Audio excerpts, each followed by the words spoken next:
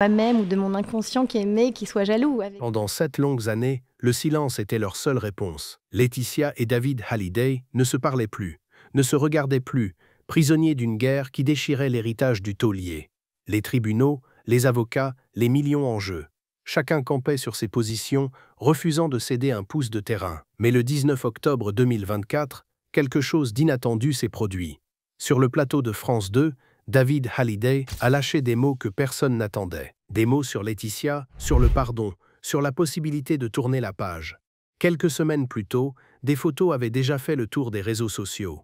David et Laetitia, ensemble, souriant même, impossible. Et pourtant, alors, que s'est-il vraiment passé? Après tant de haine, tant de batailles juridiques et de déclarations assassines, comment en sont-ils arrivés là? La réconciliation est-elle sincère ou cache-t-elle d'autres intentions? Pour comprendre ce revirement spectaculaire, il faut revenir en arrière, plonger dans les années de conflit qui ont suivi la disparition de Johnny, parce que cette histoire ne commence pas avec des sourires, mais avec un testament qui a tout fait exploser. Décembre 2017, Johnny Hallyday s'éteint, laissant derrière lui un empire estimé à plusieurs dizaines de millions d'euros. Mais surtout, il laisse un testament daté de 2014 qui va mettre le feu aux poudres. Dans ce document rédigé en Californie, Johnny déshérite complètement ses 2 enfants les plus âgés. David et Laura ne touchent rien. Pas un euro, pas un objet personnel, pas même une guitare ou une veste de scène. Tout revient à Laetitia et aux 2 filles du couple, Jade et Joy. Le choc est immense. Comment le taulier a-t-il pu rayer d'un trait de plume ses propres enfants? David et Laura ne comprennent pas. Ou plutôt, ils comprennent trop bien. Pour eux, Laetitia a manipulé Johnny durant ces dernières années, l'isolant progressivement de ses aînés. La bataille judiciaire démarre immédiatement. Les avocats entrent en scène, les médias s'emparent de l'affaire. Chaque détail de la vie privée de Johnny est exposé, décortiqué, utilisé comme arme. D'un côté, David et Laura réclament leur part légitime. De l'autre, Laetitia défend le dernier souhait de son mari. Les audiences se succèdent, les tensions montent. On parle de 100 millions d'euros d'héritage, peut-être plus, des propriétés à Saint-Barthélemy, Los Angeles, Marne-la-Coquette, des royalties sur des décennies de tubes, des objets de scène inestimables. Mais au-delà de l'argent, c'est la mémoire même de Johnny qui est en jeu. Qui a le droit de parler en son nom? Qui peut décider de son héritage artistique? Les révélations s'enchaînent. On apprend que Johnny avait déjà modifié son testament plusieurs fois, que les relations avec David s'étaient tendues bien avant sa mort, que Laetitia contrôlait tout autour du chanteur durant ces dernières années. La guerre fait rage pendant 2 ans, déchirant publiquement ce qui restait de la famille Hallyday. Les plateaux télé se transforment en ring, chacun défendant sa version de l'histoire. Puis, en 2020, l'accord tombe enfin. Laura Smith reçoit 2,6 millions d'euros. Mais cet accord ne règle rien sur le plan émotionnel. Les blessures sont trop profondes, les accusations trop graves. L'argent change de main, mais la rancœur reste intacte. David et Laetitia ne se parlent toujours pas, et ce n'est que le début d'une nouvelle phase du conflit, encore plus personnelle, encore plus violente. Novembre 2023. David Hallyday sort son autobiographie, sobrement intitulée « Meilleur album ». En apparence, c'est le récit d'une vie passée dans l'ombre d'un père immense, une carrière musicale construite pas à pas, des souvenirs d'enfance et de tournées. Mais très vite, le livre devient une bombe. David ne nomme jamais Laetitia directement, mais chaque lecteur comprend parfaitement de qui il parle. Les attaques sont féroces, précises, dévastatrices. Il dénonce la commercialisation effrénée de l'image de Johnny depuis sa mort. Les expositions, les ventes aux enchères, les produits dérivés. Pour David, tout ça ressemble à une exploitation pure et simple de la mémoire du taulier. L'exposition organisée à Bruxelles devient sa cible principale. David parle du butin d'un cambriolage, une formule choc qui résume sa pensée. Pour lui, ces objets personnels de son père, exhibés comme des reliques dans des vitrines, n'auraient jamais dû quitter le cercle familial. Chaque veste de scène, chaque guitare, chaque lettre intime mise en vente ou exposée lui arrache le cœur. Ce n'est pas un hommage, c'est une trahison. Johnny devient un produit marketing, une marque à exploiter jusqu'à la dernière goutte. Et derrière tout ça, une seule personne tire les ficelles selon David. Laetitia contrôle l'héritage artistique, décide de ce qui se vend, de ce qui s'expose, de comment on se souvient de Johnny. Les médias s'enflamment. Selon plusieurs sources proches de Laetitia, elle serait terrorisée par les révélations du livre. Pas seulement à cause des accusations directes, mais parce que David ouvre une porte que beaucoup préféraient garder fermée. Il raconte les coulisses, les tensions, les moments où Johnny lui-même exprimait des doutes. Le fils pose des questions embarrassantes qui profitent vraiment de tout cet argent.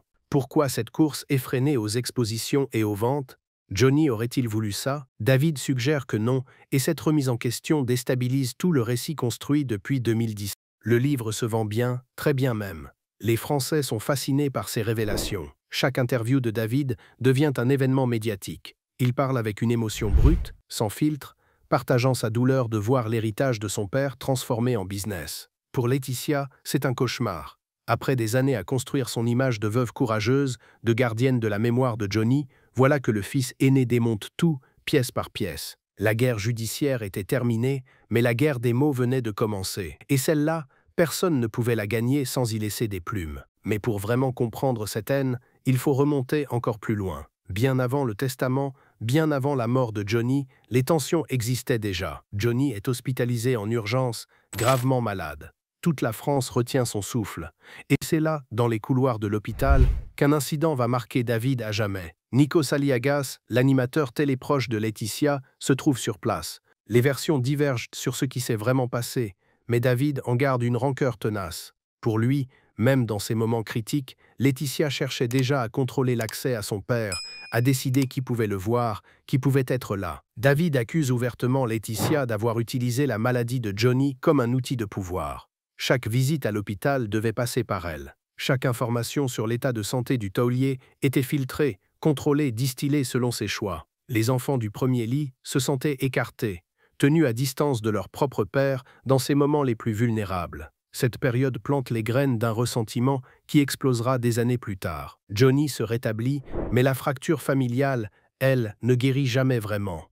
Puis arrive décembre 2017. Les funérailles de Johnny à la Madeleine. Un moment qui devrait réunir la famille dans le deuil se transforme en nouvelle humiliation pour David et Laura. Ils sont placés tout au fond de l'église, loin du cercueil, presque invisibles. Devant eux, des rangées et des rangées de célébrités, d'amis, de relations. Même Brigitte Macron doit intervenir pour que les deux enfants soient finalement repositionnés plus près de leur père. L'image fait le tour de la France. Comment peut-on traiter ainsi les enfants du défunt lors de ses propres funérailles? Mais l'insulte suprême vient après. Johnny sera enterré à Saint-Barthélemy, sur cette île des Caraïbes qu'il aimait tant. Une cérémonie intime, familiale, loin des caméras. David et Laura attendent leur invitation. Elle ne viendra jamais. Laetitia ne les convie pas à l'enterrement de leur père. Ils apprendront la mise en terre par les médias, comme de simples spectateurs. Pour David, c'est le point de non-retour. Comment pardonner ça? Comment oublier qu'on vous a empêché de dire adieu à votre père une dernière fois? Les années passent et chaque tentative de rapprochement échoue. Un jour, Laetitia invite David à monter sur scène lors d'un hommage à Johnny. Il refuse net. Pas question de jouer la comédie de la famille réconciliée devant les caméras alors que rien n'est réglé. Chaque geste, chaque mot semble calculé pour blesser l'autre camp. La guerre froide s'installe, glaciale, sans espoir apparent de dégel. Et puis, l'impensable se produit. Le 31 août 2024, des photos apparaissent sur les réseaux sociaux. Des clichés qui vont faire l'effet d'une bombe dans le petit monde du showbiz français. David et Laetitia, ensemble. Pas en train de s'ignorer lors d'un événement public, non. Ensemble, proches, presque complices, les internautes n'en croient pas leurs yeux. Certains crient au montage photo. D'autres parlent de mise en scène orchestrée. Mais les images sont bien réelles. Pour la première fois depuis la mort de Johnny, les deux ennemis jurés posent côte à côte, affichant même des sourires qui semblent sincères. Les spéculations vont bon train. Que s'est-il passé entre l'autobiographie assassine de novembre 2023 et ses retrouvailles d'août 2024? Qui a fait le premier pas? Comment sont-ils passés des accusations publiques aux embrassades? Personne ne comprend. Les fans de Johnny sont partagés entre soulagement et scepticisme. Certains voient enfin la famille se reconstruire autour de la mémoire du taulier. D'autres flairent le coup médiatique, la réconciliation de façade pour redorer une image écornée. Puis arrive le 19 octobre, David Hallyday est invité sur le plateau de France 2. Les journalistes ne vont évidemment pas manquer l'occasion d'aborder le sujet qui fascine tout le monde. Et là, David lâche des phrases que personne n'attendait de sa bouche. « Il faut avancer dans la vie », déclare-t-il posément. Son ton est calme, presque apaisé. Rien à voir avec la colère et l'amertume qui transparaissaient dans son livre quelques mois plus tôt. Il continue. « Je ne veux pas vivre avec des rancœurs. » Ces mots résonnent comme un coup de tonnerre. David Hallyday, celui qui avait dénoncé le butin d'un cambriolage, celui qui ne décolérait pas contre l'exploitation de l'image de son père, parle maintenant de pardon. Il explique qu'il a choisi de tourner la page, que la vie est trop courte pour rester prisonnier de la haine, que 7 ans après la mort de Johnny, il est temps de poser les armes. Son discours est mesuré, réfléchi, comme s'il avait longuement mûri cette décision. Les téléspectateurs sont suspendus à ses lèvres. Certains trouvent ce revirement touchant, preuve d'une vraie maturité émotionnelle. D'autres restent méfiants, se demandant ce qui a pu provoquer un tel changement en si peu de temps. Mais il y a un détail qui n'échappe à personne. Sur les photos d'août, Laura Smet est absente. Lors de l'interview d'octobre, David ne parle que de sa propre démarche de pardon. Pas un mot sur sa sœur, pas une mention d'une réconciliation familiale complète. Le clan Halliday n'est pas totalement réunifié. David a fait la paix avec Laetitia, ou du moins semble l'avoir fait. Mais Laura reste en retrait, silencieuse, peut-être pas prête à franchir le même pas que son frère. La famille reste divisée, juste différemment qu'avant. Alors, qu'est-ce qui a changé? Comment passe-t-on de butin d'un cambriolage à il faut avancer dans la vie en moins d'un an?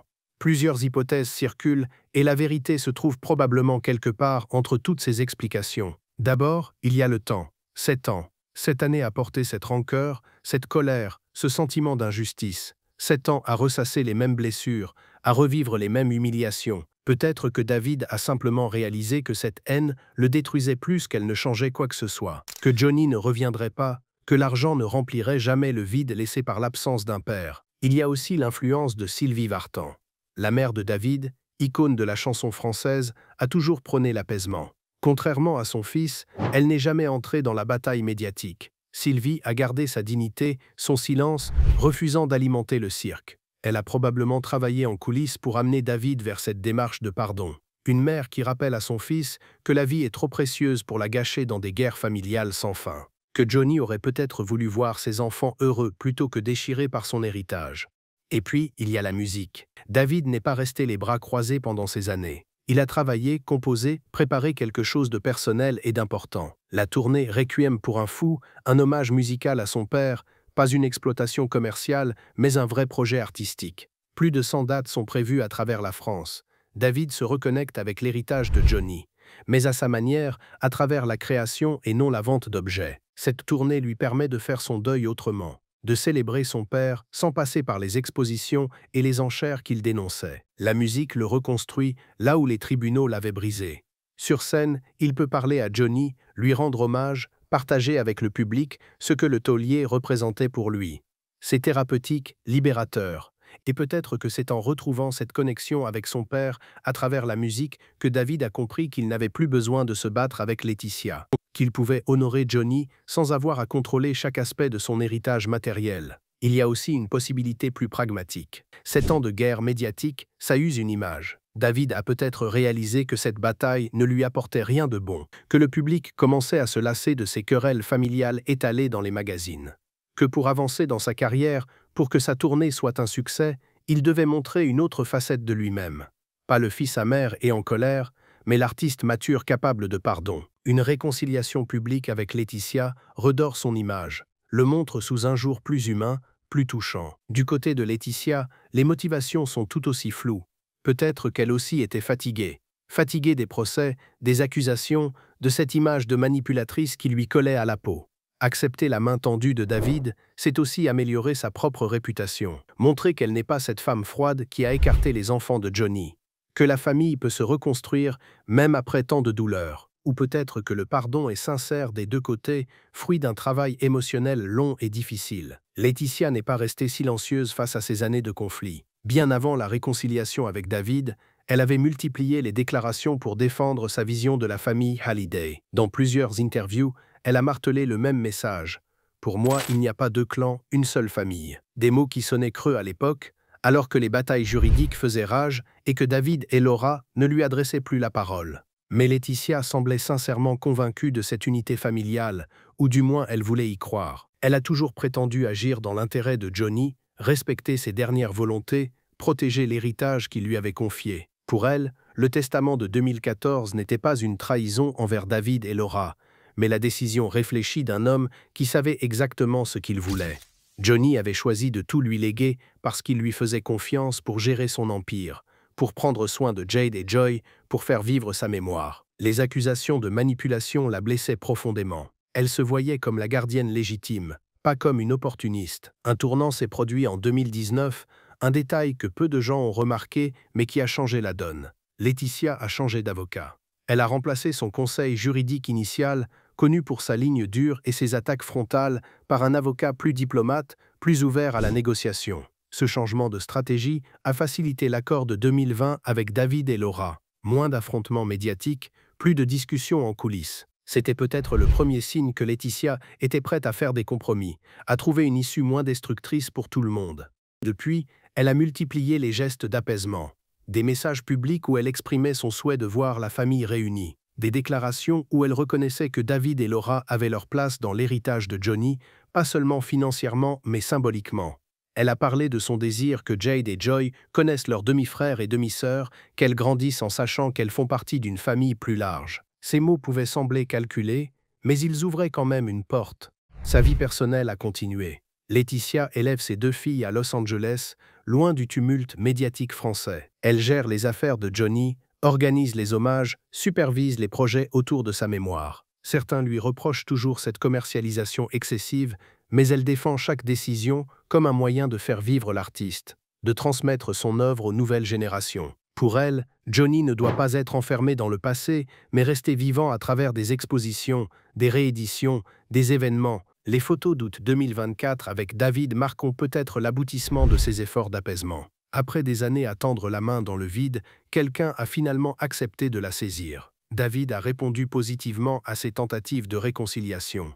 Mais Laetitia sait aussi que le chemin est loin d'être terminé. Laura reste distante, silencieuse.